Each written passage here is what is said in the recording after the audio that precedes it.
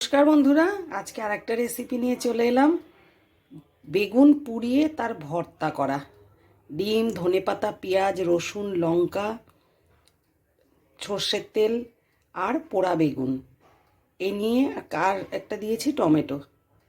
দারুণ টেস্টি হয়েছে। আমি টেস্ট করে নিয়েছি, আপনারাও এইভাবে করে দেখবেন, দেখবেন ভালো লাগবে। ভালো লাগলো না খারাপ লাগলো কমেন্টে কিন্তু অবশ্যই জানাবেন।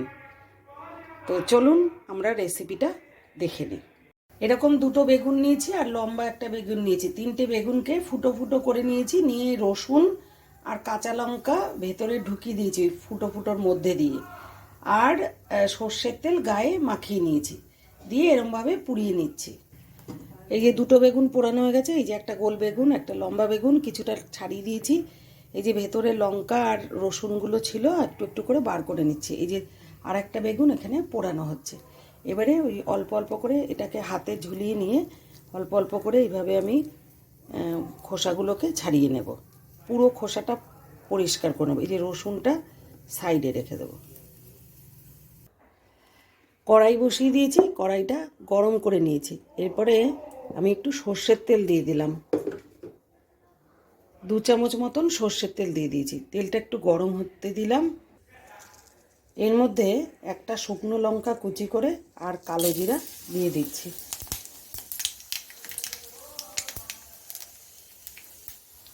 একটু পোড়া পোড়া হয়ে গেলে এর মধ্যে বড় বড় দুটো পেঁয়াজ কুচিয়ে রাখা দিয়ে দিলাম।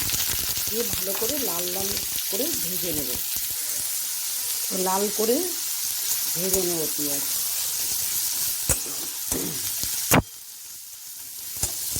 এর মধ্যে আমি একটু লবণ দিয়ে দিচ্ছি, একটু মানে এই 1/2 চামচ মতো লবণ দিয়ে দেবো, তাহলে পেঁয়াজটা নরম হয়ে যাবে, তাড়াতাড়ি তাড়াতাড়ি ব্রাউনও হয়ে যাবে। এবারে গ্যাসটাকে বাড়িয়ে দিয়ে ভেজে নেব।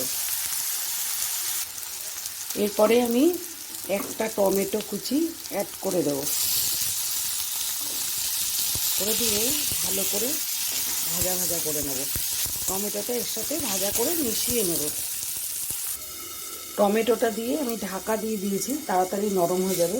দেখুন একদম কমিয়ে দিয়েছি, মানে লোতে দেওয়া। এদিকে পোড়া বেগুনটাকে আমি ওই লঙ্কাগুলো আর রসুন যেগুলো বেগুনের মধ্যে দেওয়া ছিল সেগুলো ফাটিয়ে ভালো করে ম্যাশ করে নিয়েছি, স্ম্যাশ করে রেখে দিয়েছি। আর এদিকে এইগুলো ভাজা চলছে। স্ম্যাশ করা বেগুনের মধ্যে কিন্তু আমি লবণ দেইনি। তো এই কড়াইতে আমি 1/2 চামচ লবণ দিয়েছিলাম, আবার 1/2 চামচ মতো লবণ দিয়ে দিলাম। আর দিয়ে দেবো 1/2 চামচ মতো হলুদ গুঁড়ো দিয়ে ভালো করে এটাকে মিশিয়ে নেব, লবণ আর হলুদ দিয়ে দিয়ে আবার ভাজা ভাজা করে নেব। দুটো ডিম ফাটিয়ে এর মধ্যে দিয়ে দিয়েছি। এবার ওই ডিমটার মধ্যে আমি একটুখানি লবণ দিয়ে দেবো, দিয়ে ভালো করে ডিমটা ফ্রাই করে নেব, দিয়ে পেঁয়াজটার সাথে ভালো করে মিশিয়ে নেব। এখন ধনেপাতা কুচি এর মধ্যে দিয়ে দেব, দিয়ে ভালো করে মিশিয়ে নেব। ধনেপাতা কুচিটা দিয়ে ভালো করে মিশিয়ে নেব। এর মধ্যে আমি 1 চামচ লঙ্কার গুঁড়ো দিয়ে দিলাম। যারা লঙ্কার গুঁড়ো খেতে চাও না তারা স্কিপ করতে পারো, বা গোলমরিচের গুঁড়োও দিতে পারো। এরপর এই যে বেগুনগুলো স্ম্যাশ করে রেখেছিলাম এগুলো এর মধ্যে পুরোটা বেগুন আমি দিয়ে দেব, দিয়ে ভালো করে নেড়ে নেব। নেড়ে পুরো সব একসঙ্গে মিশিয়ে নিয়েছি, কিন্তু একটু টেস্ট করে দেখলাম যে এর মধ্যে লবণটা কম আছে। আমি আর একটু লবণ অ্যাড করে দিলাম, কারণ 3টে বেগুন তো, যেই পরিমাণে নুন দিয়েছি আর একটু নুন দরকার আছে।